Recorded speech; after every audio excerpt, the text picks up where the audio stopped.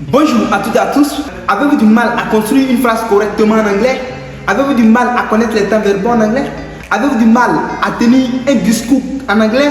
Alors, si vous trouvez dans ces différents cas de figure, vous êtes la bienvenue dans cette vidéo. Dans cette vidéo, je vais vous montrer les 5 meilleures méthodes pour vous exprimer correctement en anglais, pour que vous ayez tout ce qui est comme rudiment nécessaire, pour que vous ayez tout ce qui est comme la clé pour parler correctement la langue anglaise.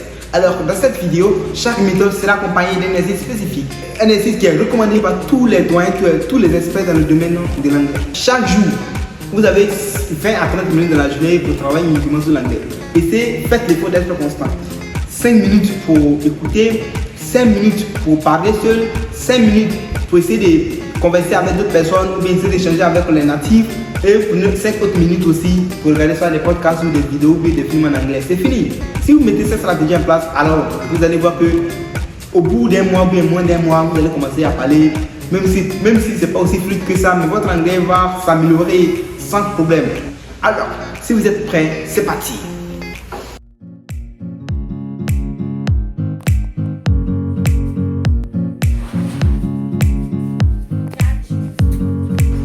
La première méthode qu'il faut mettre en place, c'est ce qu'on appelle l'immersion quotidienne. L'immersion quotidienne, c'est quoi? L'immersion quotidienne, c'est tout simplement de mettre en place des stratégies que vous allez utiliser tous les jours. Ce sont des stratégies que vous allez utiliser tous les jours. Alors, la première stratégie que vous pouvez mettre en place, il s'agit tout simplement d'écouter. Écouter quoi? Écouter des podcasts. Après avoir écouté des podcasts, il faut essayer d'écouter aussi les séries. Exemple des séries que je peux vous donner, que vous pouvez écouter, c'est ce qu'on appelle le Friends. Et au niveau des podcasts, vous pouvez écouter ce qu'on appelle le Daily Podcast. Le Daily Podcast. Je vais écrire ça dans la vidéo. En plus de ça, vous pouvez aussi regarder des films. Voilà, ces films vont vous aider à améliorer votre niveau en anglais. C'est très important. Voilà, le deuxième élément que vous pouvez mettre en place, il y a ce qu'on appelle la lecture. La lecture joue un rôle fondamental pour l'apprentissage de la langue anglaise. Si vous pouvez parler correctement la langue anglaise, tous ceux qui veulent parler l'anglais, alors vous devrez vous intéresser à ce qu'on appelle la lecture. Donc, au niveau de ça, je vais vous recommander quelques livres qui sont qui sont conseillés pour pouvoir parler la langue anglaise. Alors, le premier livre, il s'agit tout simplement de ce qu'on appelle le BBC News. BBC News. BBC News, c'est un livre qui vous permettra de vous améliorer en anglais.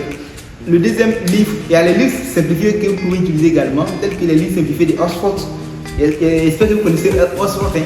Oxford, ça fait partie des meilleures écoles du monde entier. C'est une école qui est aux États-Unis. Voilà. Donc, il y a un livre qui va vous donner le nom de ce livre. On appelle ça Wordy Readers. Wordy Readers. Voilà. Donc, si vous mettez en place ces deux stratégies, vous allez vous améliorer en anglais. Maintenant, quel est l'exercice qu'il faut faire? L'exercice qu'il faut faire, chaque jour, il faut essayer de noter 5 mots. Maintenant, après avoir noté ces 5 mots, veillez employer ou veillez utiliser ces 5 mots dans les phrases. Donc, chaque jour, essayez de construire 5 phrases avec les 5 nouveaux mots que vous avez appris. Vous allez voir qu'au fur et à mesure, vous n'allez pas oublier les 5 mots que vous avez appris dans la journée. C'est très important, les amis. Donc, voici un peu la première stratégie, sinon la première méthode que vous devez mettre en place pour pouvoir parler correctement la langue anglaise. La deuxième méthode qu'il faut absolument mettre en place pour pouvoir vous exprimer correctement en anglais, il s'agit tout simplement de ce qu'on appelle la pratique active. C'est quoi la pratique active? Au niveau de cette partie, nous avons 3 méthodes, sinon 3 éléments qui rentrent en ligne de compte, 3 exercices que vous devez pratiquer tous les jours. Le premier exercice, c'est ce qu'on appelle le shadowing. Le shadowing, c'est quoi? Ça veut dire que vous allez répéter en même temps que natif. Vous regardez une vidéo en anglais, vous regardez un film en anglais, et lorsque le natif parle, vous avez essayé de prononcer ce qu'il a dit pour avoir une bonne prononciation en anglais. Je pense que la prononciation, c'est la base de toutes les langues. Si vous voulez apprendre correctement une langue, essayez de bien prononcer les mots que vous avez appris. Si je suis en train de parler français aujourd'hui qui prononce mal les mots, je ne peux pas me faire comprendre. Vous n'allez pas m'entendre en train de parler. Vous allez vous poser la question pour savoir le petit dit quoi, le gars dit quoi, ce monsieur dit quoi dans sa vidéo, parce que je n'avais pas capté attentivement ce qu'il est en train de dire. C'est la même chose lorsque vous voulez parler l'anglais. Vous devez vous faire entendre lorsque vous parlez la langue. C'est très important, voilà, de bien prononcer ce que le peu de mots que vous avez appris. Je pense que c'est mieux de bien prononcer 5 mots que vous avez appris que d'apprendre 100 mots sans bien prononcer 100 mots. Parce que si vous n'avez pas une bonne prononciation, alors les amis, ne vous fatiguez pas à apprendre parce que vous n'allez pas vous faire entendre et ça sera difficile pour vous de vous en sortir. Le deuxième élément qu'il faut noter, il y a ce qu'on appelle parler seul. Parler seul, c'est quoi? Vous allez essayer de monologuer la parole. Ça veut dire que je me lève le matin et j'essaie de parler seul. Voilà, je prends un sujet et j'essaie de développer. Par exemple, the French school uniforms. What do you think about school uniforms? I need your answer about this topic. What do you think about school uniforms? Do you think what students must dress the same uniform to go to school? What's your idea about this? What is your opinion about this topic? You know, I can take this question on many direction. The first way I want to do so, the first way I think that is not good issues because you limit the freedom of many people, right? If some people like to dress his own clothes, he can't because you need to dress the same clothes as his friend. I think that is not good. But on the other hand, I think that is also good because if something happen, if some accident happen, if you see the same clothes, you can say that yeah, these guys come from my school, and you can come to help these people. Maybe you can save these people. This is the good part. There are good parts and also negative parts. You see, yeah. Donc essayez de prendre un sujet comme ça et développer le sujet de votre manière. C'est très important. Donc essayez de parler sur c'est très important. Alors, le troisième élément que vous devez absolument avoir, c'est ce qu'on appelle l'échange linguistique. C'est quoi l'échange linguistique? L'échange linguistique consiste tout simplement à parler avec les natifs. Donc il y a les plateformes qui vous permettent tout simplement d'échanger avec les natifs telles que Hello Talks. Hello Talks est une plateforme qui permet aux non-natifs de parler avec les natifs, voilà, pour améliorer leur speaking, leur prononciation, et leur permettre de se familiariser aisément, facilement avec la base, surtout avec la langue anglaise. Donc, essayez de télécharger l'application Hello Talk et échanger avec les Anglais, c'est très important. Un peu comme les Chinois qu'on appelle Homo. Homo, c'est une plateforme chinoise aussi qui permet aux étrangers d'échanger directement avec les Chinois. Donc, il y a aussi pour les Anglais qu'on appelle Hello Talk. Très important les Anglais. Mettez en place cette méthode. La troisième méthode, il s'agit de ce que l'on appelle le grammar immédiat. Grammaire immédiat. Voilà.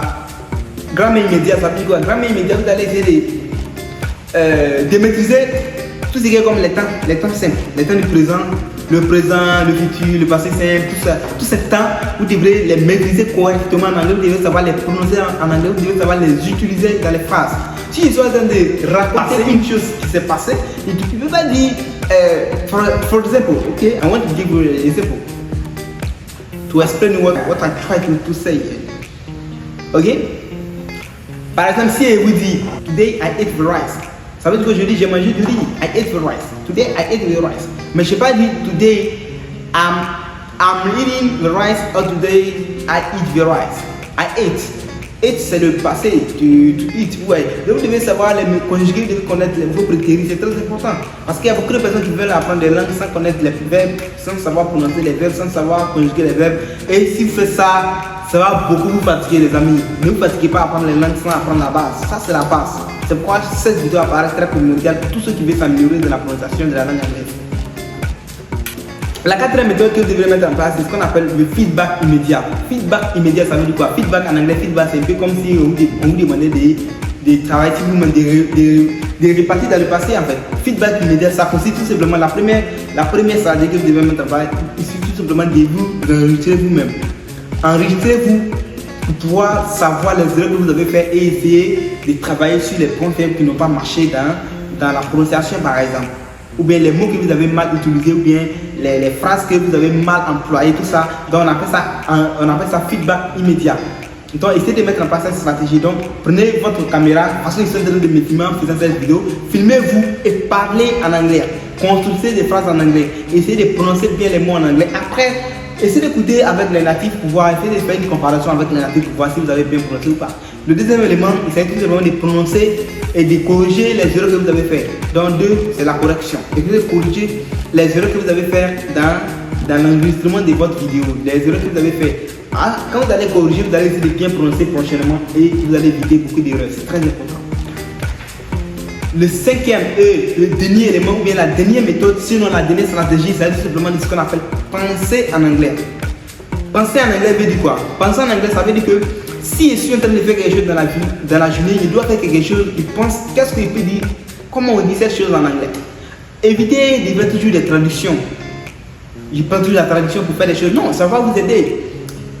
Forcez-vous à exploiter l'anglais. Forcez-vous à faire des phrases en anglais dans la journée. Forcez-vous à utiliser au minimum 5 minutes en anglais dans la journée en train de penser comment vous allez dire telle chose en anglais. Cela va beaucoup vous aider. Arrêtez tout le temps de traduire ce que vous avez envie de dire en anglais. Et vous traduisez en français, après non, ça va vous fatiguer. La meilleure méthode, c'est d'apprendre directement. Il y a telle chose, alors j'évite tout simplement de faire la traduction, même si je ne connais pas ce terme, mais j'essaie de connaître le sens du mot en question, mais pas traduire littéralement la phrase en anglais en fait, ou bien en français. Si vous faites ça, vous n'allez pas avoir un bon niveau. Cela va beaucoup vous fatiguer, vous voyez, c'est très important. Maintenant, la dernière partie, je vais vous donner ce qu'on appelle un bonus. Le bonus est très important. Voilà, c'est une stratégie que vous pouvez mettre en place. Chaque jour, vous avez 20 à 30 minutes de la journée pour travailler uniquement sur l'anglais. Faites l'effort d'être constant. 5 minutes pour écouter, 5 minutes pour parler seul, 5 minutes pour essayer de converser avec d'autres personnes ou bien essayer d'échanger avec les natifs et pour 5 autres minutes aussi pour regarder soit des podcasts ou des vidéos ou des films en anglais. C'est fini. Si vous mettez cette stratégie en place, alors vous allez voir que au bout d'un mois ou bien moins d'un mois, vous allez commencer à parler, même si ce n'est pas aussi fluide que ça, mais votre anglais va s'améliorer sans problème. Thank you so much for this video and I'll see you next time. Don't forget to subscribe and give me also this channel. Okay, and God bless you. Big up.